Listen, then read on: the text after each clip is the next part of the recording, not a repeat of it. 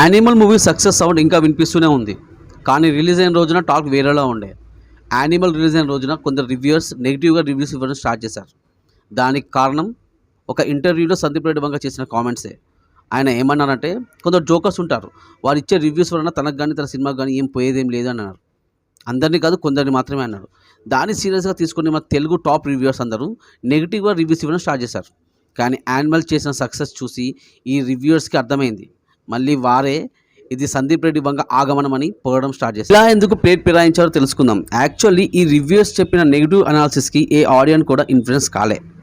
వారు చెప్పిన sound design కానీ, కలర్ గ్రేడింగ్ థియరీ కానీ, ఈ నెగిటివ్ థియరీస్ ఇప్పుడు ట్రెండ్ సెట్గా కన్వర్ట్ అయ్యాయి. నిజానికి ఈ రివ్యూస్ తప్పేం లేదు. సందీప్ చేసిన కామెంట్స్కి బాగా హట్ అయ్యి రివెంజ్ తీసుకుందాం అనుకున్నారు. వారికి అది బెడిసి కొట్టింది. ఇదిలా ఉంటే యానిమల్ మాత్రం ఎవరికి అందనంత ఎత్తున బ్లాక్ బస్టర్ హిట్ అయ్యి సందీప్ రెడ్డి వంగకి స్టార్